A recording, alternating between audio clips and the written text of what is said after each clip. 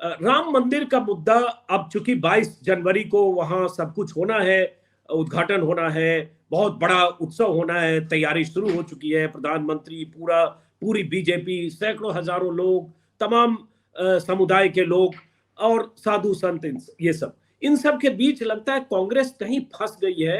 समझ में नहीं आ रहा है कि कांग्रेस क्या करे। हाँ, इस न्योते के बाद जो राम जन्मभूमि आप बड़ी गलत फहमी में है अंजुम जी, बहुत गलत फहमी में है। एक बात सुन लीजिए, ये देश में सनातन धर्म हमारा हजारों साल से चला हुआ है, और सनातन धर्म का मूल उद्देश्य क्या है, आप स्वामी विवेकानंद जी का शिकागो को दिया आप भाषण सुन लीजिए।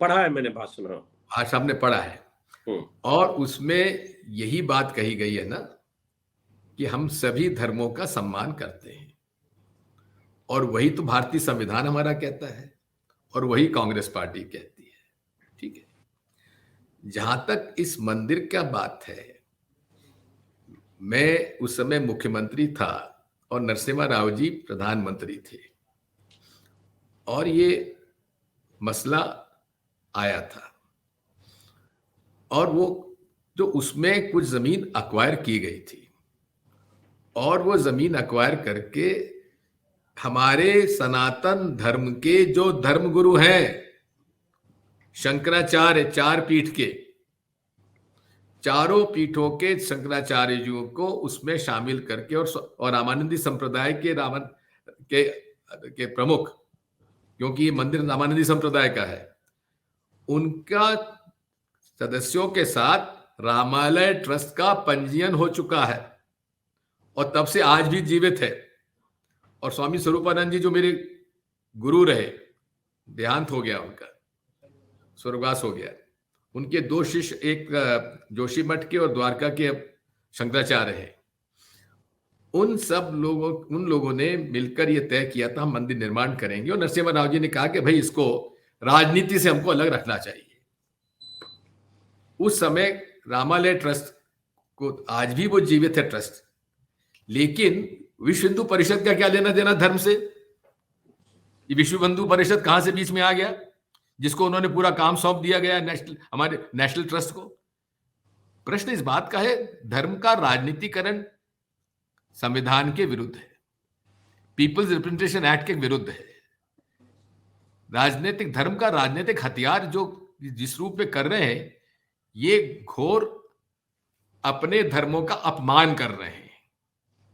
धर्म कभी बांटता नहीं है, जोड़ता है, और उस बांटने की धर्म को बांटने की प्रवृत्ति, चाहे हिंदू करें, चाहे मुसलमान करें, या सिख करें, या ईसाई करें, ये संविधान के विरोध में है और हमारे पीपल्स रिप्रेजेंटेशन एक्ट के विरोध में है। अब नरेंद्र मोदी जी ने कर्नाटक में जाकर कह दिया था कि बजरंग बली के नाम से बटन दबाओ, और चुनाव आयोग क्यों चुप रहा? क्या चुनाव आयोग को नोटिस नहीं देना चाहिए था?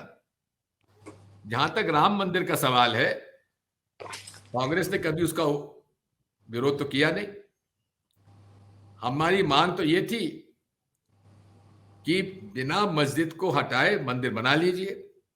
मस्जिद नहीं बची, उसके बाद कानून बना कि ठीक है, एक बार आपने ये कर लिया, इसके बाद जो आजादी के समय जो मस्जिद तो इसलिए नहीं बची दिग्विजय जी, वो बहुत बड़ा आरोप है। अगर नरसिंह राव उसके बारे में छोड़ दीजिए, उसके बारे में छोड़ दीजिए। अब आरोप और प्रत्यारोप तो चलते रहेंगे, राजनीति उसका अंग है। लेकिन मेरी तो आपत्ति इसी बात की कि धर्म का उपयोग राजनीति में नहीं करना चाहिए, और मैं करता भी नहीं हूं। मैं एक प्रैक्टिशनर हिंदू हूं, और इन सब भाजपा के लोगों से बेटर मैं प्रैक्टिशनर हिंदू हूं। कितने लोग हैं जिन्होंने नर्मदा परिक्रमा की होगी, कितने लोग हैं जो कि एकादशी का व्रत करते हैं। तो मैं तो धार्मिक व्यक्ति था, हूं और रहूंगा। और मेरे परिवार के गृह में हमारे कम से 7 मंदिर हैं, जहां 4 मंदिरों के अंदर अखंड ज्योत जलती है। लेकिन धर्म का उपयोग, मैंने धर्म के नाम से जीवन में कभी वोट नहीं मांगा। हम सब सर्वधर्म समभाव को मानने वाले लोग हैं, पूरे विश्व को एक परिवार मानने वाले लोग हैं। हम लोग नारा लगाते हैं धार्मिक आयोजनों में, क्या नारा लगाते हैं? धर्म की जय हो, अधर्म का नाश नाश हो, हो। प्राणियों में सद्भावना हो, प्राणियों में, और विश्व का कल्याण हो। ये नहीं होता कि सद्भावना हमारे बीच में हो, दुर्भावना दूसरों के प्रति हो, कि हमारा कल्याण हो, भागा का नाश हो। ये धर्म हमारा नहीं है, जो भारतीय जनता पार्टी, आरएसएस और विश्व हिंदू परिषद सच बता रही है। अब आखिरी सवाल कि ठीक है, समझ गया आपकी व्याख्या। हालांकि आपको यह भी बता दूं कि ये 3 पन्ने की चिट्ठी है जो यूपी के मुख्य सचिव की तरफ से, प्रमुख सचिव की तरफ से और मुख्य सचिव की तरफ से सबको लिखी गई है, जिला अधिकारियों को, कि अलग अलग जिलों में कैसे मंदिरों की तलाश करें और उसके बाद भजन कीर्तन का इंतजाम करें। तो सरकार ने पूरा इंतजाम कर दिया। 75 जिलों में सरकारी अधिकारी भजन कीर्तन करने, कराने और इस तरह का माहौल बनाने में जुटे। और चुनाव 3 महीने बाद है, ये सबको पता है। आपने भी राजनीतिकरण की बात की। क्या ये भारतीय संविधान में अलाउड है? नहीं, गलत है। गलत गलत है कि सरकार के सिस्टम मशीनरी का इस्तेमाल इस तरह से करके किसी एक धर्म, क्योंकि सरकार या प्रधानमंत्री हर धर्म के नुमाइंदे के तौर पर देश का प्रधानमंत्री है। वो हिंदू, मुस्लिम, सिख, ईसाई सबका प्रधानमंत्री है, एक हिंदू समुदाय के प्रधानमंत्री नहीं है। लेकिन ये हो रहा है, ये हो रहा है। तो बिल्कुल। हमें अब आप अगर दिग्विजय सिंह कहेंगे आपत्तिजनक है, आप कहेंगे देखो ये राम मंदिर के खिलाफ बोल रहा है। नहीं, राजनीतिकरण मैं कह रहा हूं राजनीतिकरण। भाई वो तो एजेंडा है सीधे कि 3 महीने बाद चुनाव है, इसलिए इसको 3 महीने तक ऐसा देश में माहौल बने दो कि जो बोले वो लगे कि रामद्रोही हो गया। नया शब्द भी इजाद हो गया अब, रामद्रोही। देशद्रोही तो था ही 10 साल से। भगवान राम का जन्म रामनवमी पर हुआ, और रामनवमी कब आ रही है? अप्रैल में आ रही है। चुनाव अप्रैल में होना है। उनको समय उसके लिए तैयारी के लिए ये था, तो उन्होंने जनवरी में करा लिया, आधा अधूरा जैसा भी जबकि अभी मंदिर पूरा हुआ भी नहीं है, ऊपर का फ्लोर मंदिर पूरा ही नहीं हुआ। उनको से मतलब नहीं है ना, उनको चुनाव से मतलब है। राम मंदिर उनके लिए आस्था का प्रश्न नहीं है, चुनाव का प्रश्न है। यही तो हमारी आपत्ति है भाजपा से और विश्व हिंदू परिषद से। और चारों शंकराचार्य जी ने मना कर दिया कि हम उसमें शामिल नहीं होंगे। अब एक नई 2 बातें और है इसके अंदर, कि जब भी अनुष्ठान होता है तो पति पत्नी साथ रहते हैं। एक दूसरा ये भी होता है कि उसके अंदर उसका शुभ मुहूर्त दिखा जाता है, उसके हिसाब से काम होता है। अब एक मैं नहीं पूछ रहा हूं, एक हमारे जो अभी मुफ्ती शर्मानंद जी ने इस बात को कहा था कि भाई जिस रामलला की मूर्ति पर इतना विवाद हुआ वो कहां रखी जाएगी, ये तो बता दें। इस पर भी कोई अभी स्पष्टीकरण नहीं आया है। नई मूर्ति लाके रखी जा रही है, तो वो रामलला की मूर्ति हमारी कहां गई जो वहां रखी गई थी बाबरी मस्जिद? नहीं, शायद दोनों मूर्ति रखी जाएगी। एक नई मूर्ति बनी है, वो भी रखी जाएगी। दोनों का जगह तय हुआ है, जो खबरें आ रही है उससे हमें यही पता चल रहा है। अब वो भी, अब बाल रूप था रामलला का, ये जो नई मूर्ति आ रही है ये बाल रूप में है क्या? हाँ, बाल रूप में है। चंपत राय का बयान था 3 दिन पहले कि बाल रूप में है। अरे बयान था, लेकिन जो मूर्तियां दिखाई गई टीवी पर वो उसमें बाल रूप नहीं है। नहीं, वो मूर्ति अभी आई नहीं है। अभी सिर्फ ये है कि एक सिलेक्शन पैनल बनाया गया था मूर्ति छांटने के लिए, उन तीनों में कहीं बाल रूप मुझे दिखा नहीं।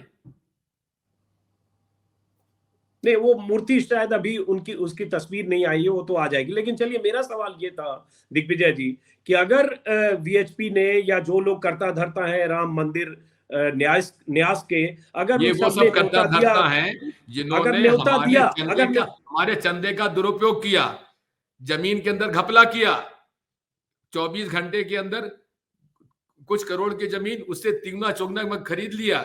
हमारा आरोप है, इनके ऊपर भ्रष्टाचार का आरोप लगना चाहिए, इन पर प्रोसिक्यूशन होना चाहिए चंपत राय जी पर, जिन्होंने भ्रष्टाचार किया हमारे चंदे का। मैंने भी चंदा दिया है उसके अंदर।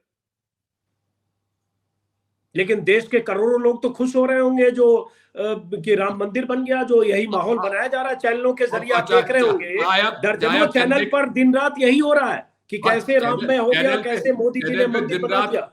चैनल पे दिन रात हो रहा है, इसीलिए तो अंजुम जी ने अपना यूट्यूब चालू करना पड़ा है।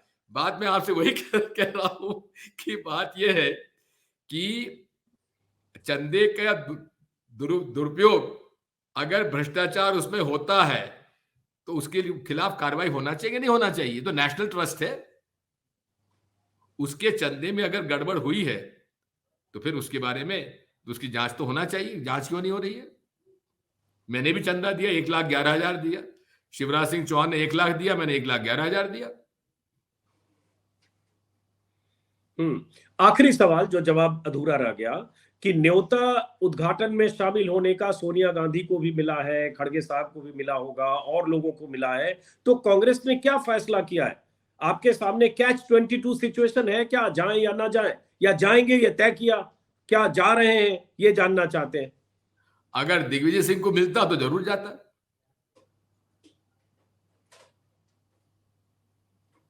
पार्टी के बारे में जानकारी नहीं है या पार्टी ने तो तय नहीं पार्टी किया? तय करेगी, ये तो पार्टी तय करेगी, मैं थोड़ी पार्टी का तय करूंगा। चलिए, बहुत बहुत शुक्रिया दिग्विजय जी, आपसे लंबी बात हुई। हालांकि वक्त मैंने 25-30 मिनट का लिया था, लेकिन थोड़ी छूट ले ली बातचीत के दौरान। अब इसको लगभग एडिट मत करिएगा। नहीं, मैं ये भी आपको एक बात कह देता हूं, गारंटी आजकल इस देश में सिर्फ मोदी देते हैं, लेकिन मैं भी अपने दर्शकों को गारंटी देता हूं। मोदी वाली गारंटी नहीं चाहता, जो मैं मोदी रिकॉर्ड वाली कर गारंटी आपसे नहीं चाहता। नहीं, मैं वही कह रहा हूं, वही मैं बता रहा था सर, जो मैं रिकॉर्ड करता हूं हूँ बहू टेलीकास्ट करता हूं, एक शब्द भी नहीं काटता हूं अनलेस की कोई अनपार्लियामेंट्री शब्द बोला गया हो, तो इसलिए एज इट इज जाएगा। और बहुत बहुत शुक्रिया, आपने बात की ईवीएम से जुड़े सवाल, राम मंदिर से जुड़े सवाल, जिसका जवाब आपने दिया। और यही जो बेबाकी है, ये खुलकर बोलना है। दिग्विजय जी, आप जानते हैं कई बार पार्टी भी मुसीबत में फंस जाती है और डिफेंड करना मुश्किल होता है दिग्विजय सिंह के बयान को लेकर, तो आप तक भी एक बात पहुंचती होगी। अंजुम जी, बात यही है कि मुसीबत मेरी ये है कि जो मैं कह देता हूं पहले तो लगता है कि बड़ा गलत काम हो गया, लेकिन बाद में सब स्वीकार करते हैं कि बात तो सही कही थी। जी, और कई बार ऐसी स्थिति भी आपके साथ होती होगी, कहा भी न जाए, चुप रहा भी न जाए।